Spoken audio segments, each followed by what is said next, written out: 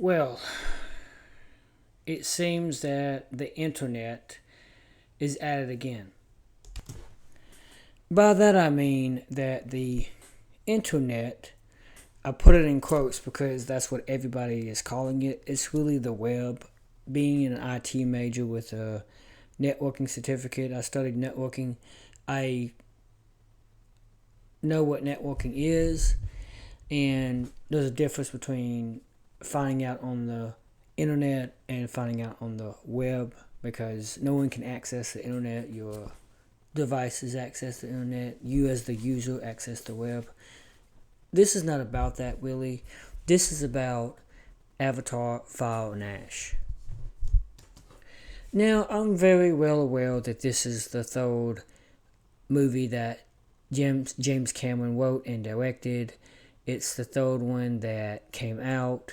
He was planning it when he was filming Titanic. That's where it all started. The first movie came out in 2009. The second movie, The Way of Water, came out 2022, just 3 years ago. And now we have the third one come out roughly a week before Christmas in 2025. Now, this is not really a problem like everybody says it is. They keep saying that Cameron should not be writing these movies and that he should not be directing these movies. And they are somehow mad at him because he chose to focus on Avatar instead of another Terminator movie or another big movie or something else. They kept saying things like he's run out of ideas. When, if he is so much obsessed with the world of Avatar and wanting to flesh it out and make it this big thing, that's actually his business, and I'm all for it because I want the fourth and fifth film. Now, I know that there are people that don't like these movies. They are too long, they have too much content, and they are the same thing over and over again. Really, they are, but so is every movie. It's a sequel for a reason. You can't just have it be completely different. You cannot have a completely different cast. It's not going to be a completely different movie. Fire and Ash is a direct continuation of The Way of Water. It's basically Avatar: The Way of Water Part 2, or Avatar 2, Part 2, Avatar 2.5, whatever. It's the third one, yeah, but it's not its own movie. Yes, it is distinctively different from the very first. The first one was just about Willie Neytiri and Jake getting to know this whole new world and whole new species on Pandora, which is a moon and not a planet. And it was more or less Dances with Wolves type of story, white savior as they call it for some reason. But honestly, it was a story that people have not seen, especially on an alien planet involving blue people that resembled cats. And although everybody didn't like it, there are people that did, and it was enough to get a second movie. I mean, it doesn't have its big, huge fan base like something like, Marvel or comic books in general or anime, but I believe just like anime, it will get popular. And you have a few people that cosplay it as these characters, but not enough at like expos and conventions. But I can see it coming on in the next few years. Avatar is one of those movies that comes around every few years now because it doesn't follow the trend that everything else is. People keep bitching on the internet about how 2025 is not a good year for movies. I happen to think that it is because we don't have a lot of movies this year that are terrible. The first great movie was Companion, and then eventually we had other stuff that came out, such as Sinners, which was like the biggest original film out there. And then we had other movies. Now, I'm not going to mention all of them, but I want to focus on Avatar: The Way of Water. Yes, it does have the same characters. Jake Sully, played by Sam Worthington. Neytiri, played by Zoe Saldana, and Loic, Took, Spider, Coleridge, played by, I forget his name, Stephen Lang. I I think Dalton Britton or something, he plays Loic, and of course Sigourney Weaver plays, what was her name again? Oh, Kiri. Right. Um, and yeah, so I don't have to mention everything that happened if you've seen it. If you haven't seen it, I encourage you to just go watch it and then watch my review later. This is not a spoiler review, it's a spoiler free because I don't want to go into depth. I really just want to talk about how the movie made me feel. I love Avatar. I love the second one. I love the relationship between Loic and Pykan, the the um the brother that the new brother that Loic gets. He's the Tolkien. He apparently was abandoned, not abandoned, but cast out. He was an outcast for basically going on a motor spree. He didn't really do that, but and that continues in this movie.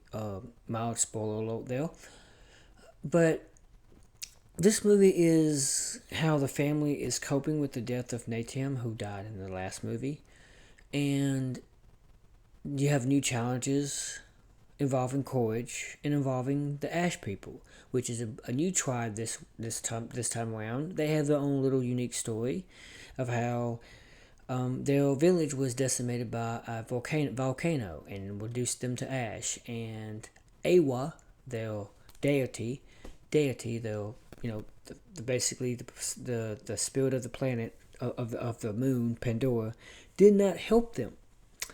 And so Varang, played by Oana Chaplin, and the only reason I remember her last name is because I just found this out on YouTube. She's the granddaughter of Charlie Chaplin, who was the famous silent era actor that dressed up as kind of like a clown character. You can look him up. Charlie Chaplin. Yeah, 1920s. If you're a film buff and a movie history buff or cinema buff, whatever, cinema history, you would know about Charlie Chaplin. And if you haven't, look him up, Charlie Chaplin. Anyway, his granddaughter is basically Varang, and Varang is this. She's kind of like a Zahik, and also the male leader. She's doing both roles: the male leader, the chieftain, and I think it's Oiktan, and Zahik. Zahik is like the spiritual leader, so she's both, and she does some weird spiritual leading in this movie. I'm telling you, she's getting people high, she's cutting them, she's sacrificing people in kind of like a kamikaze. She's saying things like "I am fire." Yeah, some crazy shit with this bitch. But anyway, she's actually pretty beautiful. A lot of people, some people on the internet, like YouTube, were saying how Voang is hot and how they would,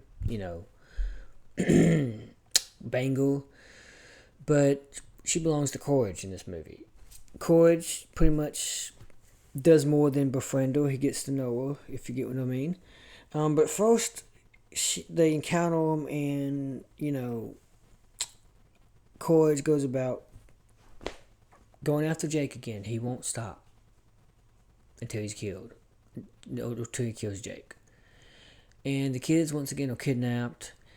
It's all about Spider. Spider needs to get his breathing apparatus. He's running out of battery with his breathing apparatus, and Jake wants to take him back to where he came from in the first in the second movie with I forget his name. The humans that Jake befriended, the ones that raised Spider, basically, because he can't stay with them because he can't breathe their air, and he doesn't want to, but he says, you're this close to dying. You're one bad battery away from dying, and so the kids, of course, they hate Jake for him wanting to kick Spider out of the clan, so to speak, sending him home. But he has to do this because, being a father, being a man, he knows what happens if he don't. If he knows what happens if they don't. He just lost Natim. He doesn't want to lose another son, and he actually does love Spider, as we see later in the film, but his kids don't understand it, and they hate him for wanting to send Spider home. He sends Spider home in a unique way.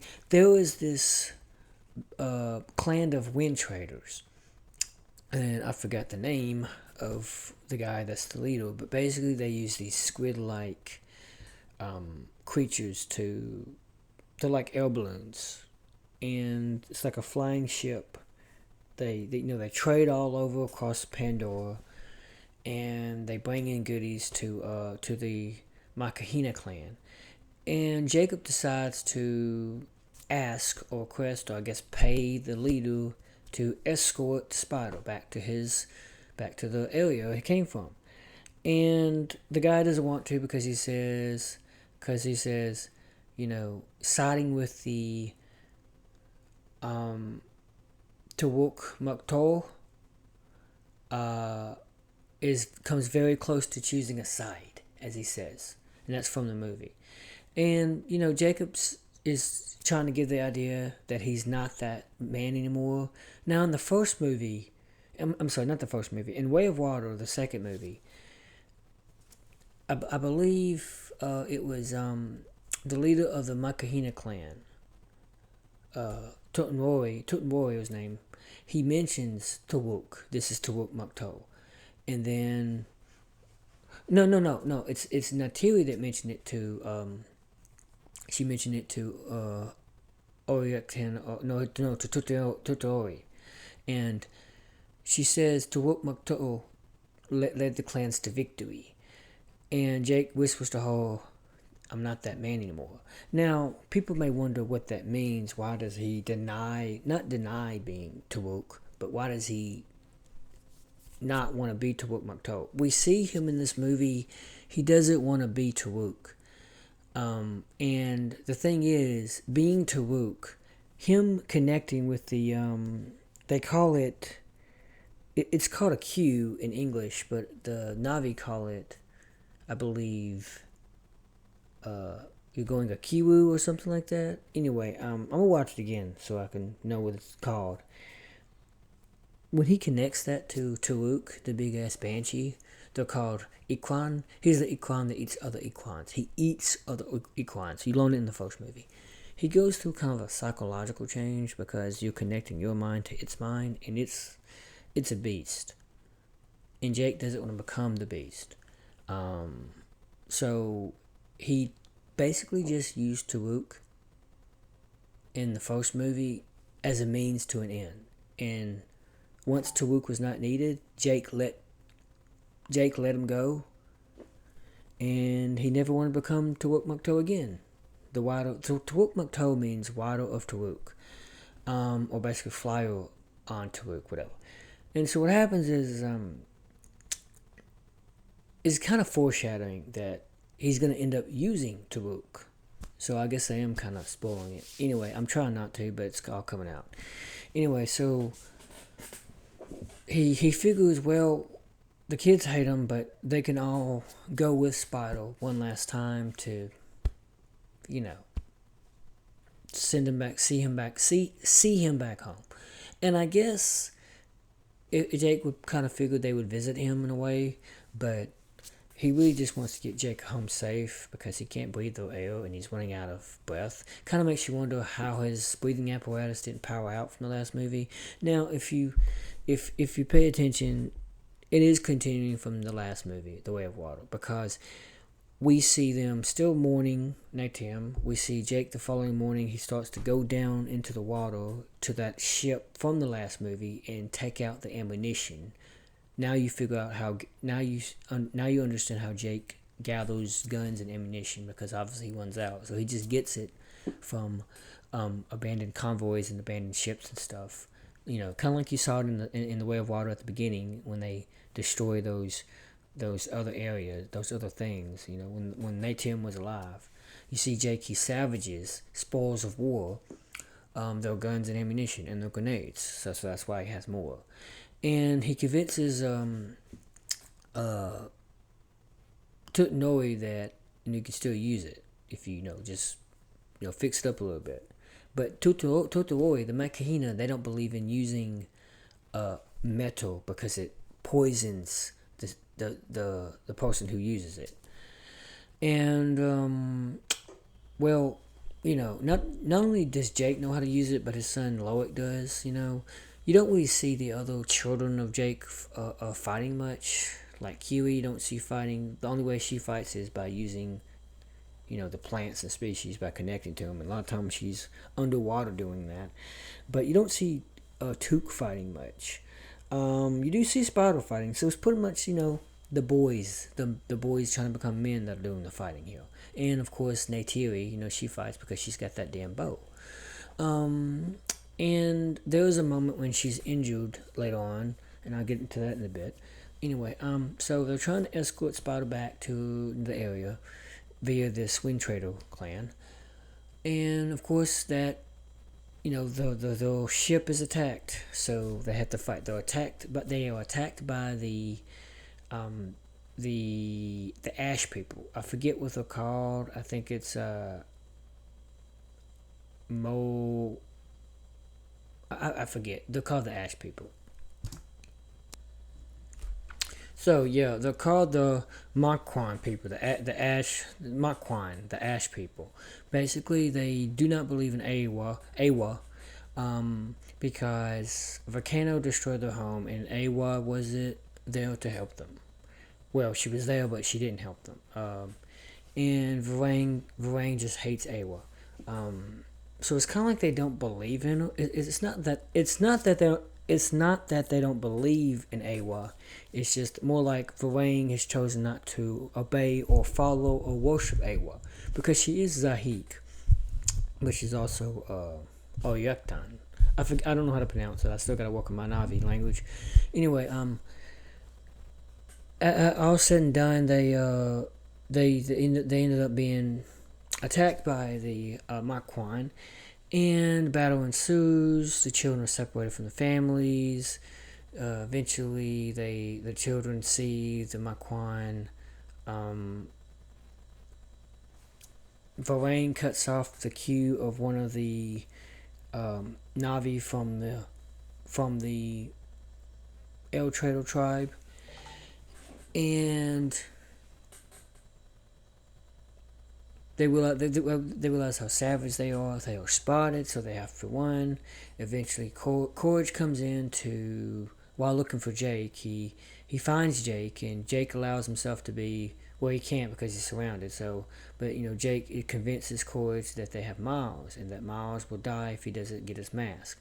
So Courage and Jacob team up to go get their children, and eventually they are caught by the Ash people. They're outnumbered, and Courage ends up teaching Varang how to make thunder, because when the children were caught, they asked Varang asked Loic to make thunder, like he did before, but he can't because it's out of bullets. It's out of ammo, and so make thunder means shoot it. It's like a machine gun.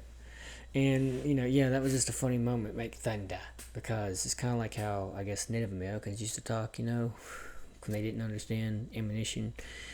Anyway, Courage teaches her how to shoot the gun, how to aim it, and she likes it so much because that's her devious, destructive nature. And then she turns on Courage saying she doesn't need him now, and of course he's like, well, I'll be damned. Eventually, Kiwi connects her Q to the plant life, and she uses the plants to, get them to escape. The family escapes, Courage included, and in this battle, Neytiri, Neytiri was injured earlier in flight, but they were saved. They were spotted by the Ash people the following morning. Before they go to sleep, Courage still wants to, kill Jake, and Jake's like, well, I'm kind of tired, So they go to sleep, and they see that the Ash people found them by morning, and then what happens is it's actually not the Ash people. It's actually Neytiri. She flew all the way back to the base that they used to have from the Way of Water at the beginning. You know, remember that human base, and I forgot she got this. She was tended to medically by So Neytiri was tended by Norm and Max from Avatar 1 and 2, and so Norm is still around. Norm and Max, they pretty much raised Spider because there was no other humans that could raise, had to be raised by its own kind. And Jake being, a Navi, he wouldn't be suitable, so you would think. Anyway, so they make her better, but she needs their help, so they rescue them, and they end up going back to the Makahina clan, of course. And so basically, in this time,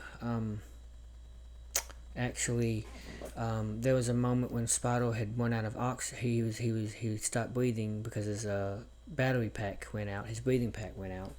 But Kiri, in this time, she connects her Q to the ground, to the plants, and she goes into a trance, and she pretty much makes the plant stuff. It's called. She makes the plant mycelia. Look that up. Mycelia.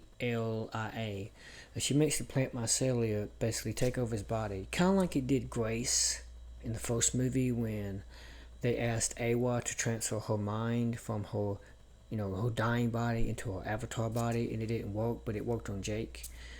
Anyway, so that, and Spider is given the ability to breathe their air, to breathe in Pandora without the use of an apparatus. He's also given a Q, a Kuru, as they find on later on. And anyway, they go back to the Makahina clan of all places. They don't go back to their original place because eventually Courage doesn't go with them. He for some reason he does it. I gotta watch it again to see what happened, but of course Neytiri doesn't want him to. So anyway, eventually Courage goes back to his gang. I think Jake actually tries to convince Courage to join him in a way, saying that there's much to this war that you don't understand, and Courage says, no matter what skin color I am, I still know what side I'm fighting for. So yeah, Courage ends up going back to his his army base, and he lets his boss know that he's found Jake. So he makes a plan to go get Jake again. He bones more hoochies,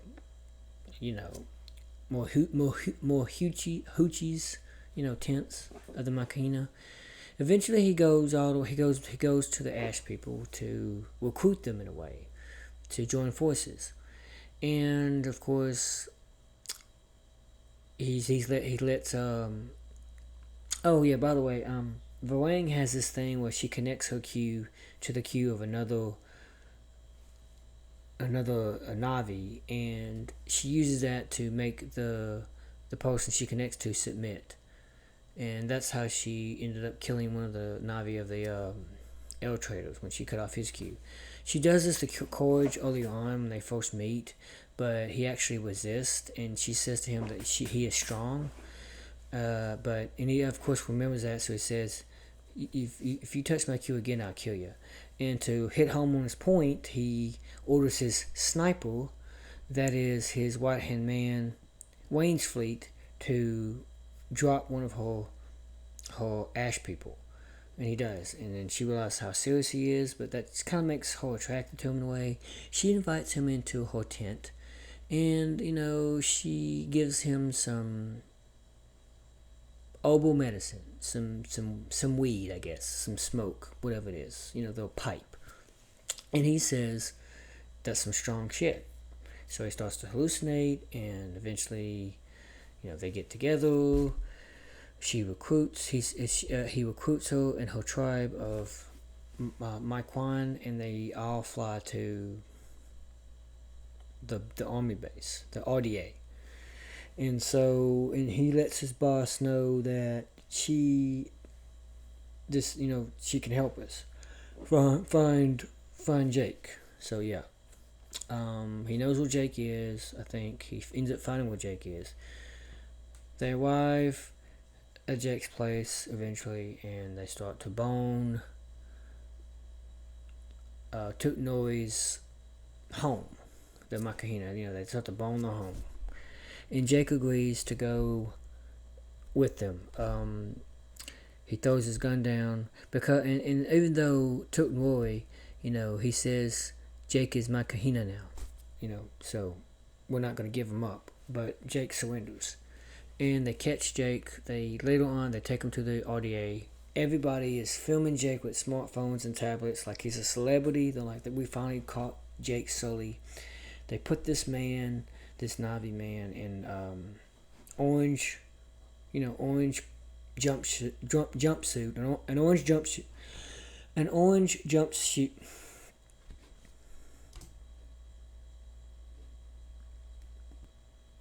I had to pause it for just a second. An orange jumpsuit. I'm orange. Orange. It'll be orange. That's what Nux says about Donald Trump. Anyway, an orange jumpsuit to make him look like he's incarcerated. But they don't put him in a cell. They keep him outside in a glass cage, I guess for all to see, because he's so tall as a Navi. They don't have a typical jail cell for him. Anyway, kind of like the glass cell that Spider was in. He ends up getting back into it, eventually. But of course, he's rescued by, so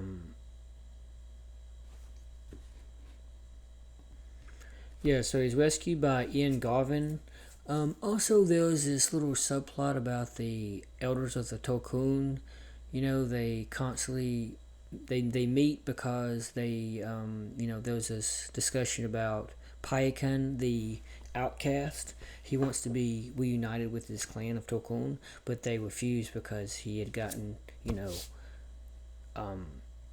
they hold this meeting because apparently he was inspiring more Tokun, more young bulls, as they call them, of Tokun, because they're whales, and the hold of whales is called bulls. So he inspires young bulls to fight the whale hunters, the people that are hunting the Tokun for their Iridium or whatever it is that just stops aging, just stops it. This Australian guy, I forgot his name. He constantly wants to kill all these Tokun just to get their substance, because they just disregard the West, They dispose of the West as Spider said, Monkey Boy, as Kiwi calls him. Anyway, so there was that subplot, but the Elders don't want to let Payakan back in. They deny him, but later on, Loic, he that's his brother, so he goes looking for him. He's attacked by squid. He's saved by Tokun, and there's this during the meeting. Loic doesn't like how Payakan is treated. He keeps saying, invite him in, let him back into the tribe. He's learned his lesson. He should be forgiven. He made a mistake, but the elder said it cannot be reversed. And so, Payakan says in his language, you see in the subtitles, he sadly says, "You will never hear my song again," and that just means that you will never hear from him again. And so, Loic goes after him. He doesn't want to abandon his brother because he already lost one brother, Natium, from the last movie. And sadly he's cast out. But then and in the cinematography, in the previous movie, Payakan he's made to look huge, but in this movie he looks very small compared to the elders, to the council of Tokun. He's like incredibly small, and it's almost like he's a calf, you know. And so anyway, eventually Jake and Jake is inspiring people because he becomes Tawuk Makto again. He goes after and finds Tawuk, and apparently Tawuk has been missing him, so they bond again, to unite the clans, all the Navi clans against Korg and the Ash people. Um, and after that, they also go seek the help of the Tokun elders because they need their help. But the Tokun do not believe in killing because they believe that killing just leads to more killing. So, but Jake says to them, if you don't try, they'll kill you all. And because basically Loic convinces his dad to have a conversation to summon the elders because if Korg doesn't kill him, there's these Marines that they'll kill the Tolkun. They'll hunt them all down, and Jake and his son Loic convince the elders to basically fight alongside them. Jake tries, he fails, but Loic, he really wants to be held by the elders, and at first they deny him, but then Loic's friends, including to Syria, they say if because Loic says if Pyakun is outcast, then I'm outcast because I'm his brother. So if he's outcast, I'm outcast. And then Syria says if he's outcast, I am outcast, and so does his friends, which is like Syria's brother and his whoever the other guy does. He ends up dying later, but anyway, they say they're outcast. And then of course, Wornal doesn't like that. She doesn't like her daughter being outcast. So eventually, the elder, the big mama, the leader of the elders, she says, "You may speak." She says that to Loic, and Loic says, "Look, if you don't help us, these guys that are hunting you, they will hunt you down and kill you all for your precious uridium or whatever.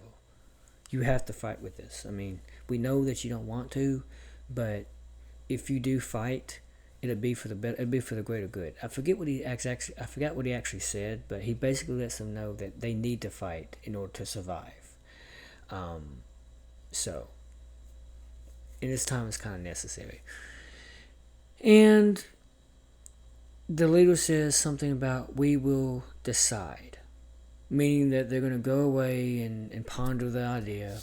They're going to come back at the end. Yes, this movie is predictable, but it's an epic movie. It's an epic ending regardless. It's kind of got this Avengers Endgame feel of all the armies just joining. We like that in movies. People on the internet, really on the web, on YouTube, they keep complaining, "Oh, it's predictable. There's it's gonna be a big ass army. Come on, man. They couldn't give us more." Yeah, it's predictable, but we like it. I like it. A lot of people like that. I don't understand your bitching. I'm gonna stop talking about the movie, about what happened, because I don't want to give anything else away. But it's really a great movie. It's beautifully made. It's very. Watch it in IMAX. See it in 3D. Watch it in a high frame rate, because apparently Cameron he says that when you watch it in 3D, especially IMAX 3D, there's something with your brain. We call it eye strain, but it's really brain strain because our brains cannot process those frames per second in 3D. We can't process the image correctly in 3D at the standard 24 frames per second. So he put it in high frame rate because it makes that 3D smoother. We can process it easier. So, yeah, That's why he had it in high frame rate. And honestly, it makes the movie look a lot more alive, emotive, and yeah, it makes it seem smoother, and it makes the one time go by smoothly, I think. Anyway, so yeah, it's a great movie. I really don't know what else to say about it because I'm kind of tired and I don't want to give too much away. I can't really speak without giving too much away.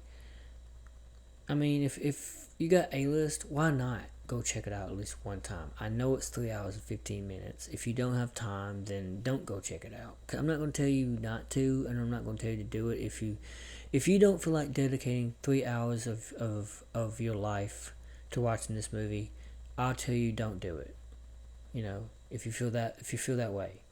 Um, but if you want to see what all the hype is about, go check this movie out. Especially if you've seen the first two. It's worth the ticket. Honestly, it is. You know, I know that people are really serious about the one time, but if you want to make a review about it, don't mention the one time in your review. As a critique, because the one time is no longer a valid critique. If you cannot dedicate 3 hours to a movie, then you shouldn't be a movie reviewer or a movie critic. You shouldn't even be involved in cinema at all. Just don't watch movies. That goes for any movie. I've seen movies that are 3 hours long. I watched the I forgot what was that intermission when it came out, but yeah, don't watch movies like this. But obviously, I think it deserves the fourth and fifth movie. There's a lot that is left to be said and told. There's a lot left on the table. It does not end on a cliffhanger, but it ends in a way that leaves you wanting more. So, and I'm gonna say it like this: Awa, she presents herself in a memorable way that makes me want to watch the movie again. Um, and I know people talk about it. I actually kind of want to record it in theaters, but I'm not supposed to because it's illegal, because it's a copyright violation, copyright infringement. But if I were to record it, of course, I would upload it on my YouTube channel, and I would probably get a lot of views. But yeah, I don't think